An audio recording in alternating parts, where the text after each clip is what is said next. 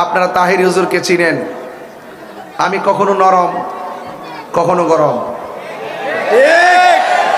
আমি কখনো খানকাই তসবি টিপি, আল্লাহ আল্লাহ জিকির করি, ইসমে জাত আল্লাহ আল্লাহ ইসমে জাতের জিকির করি।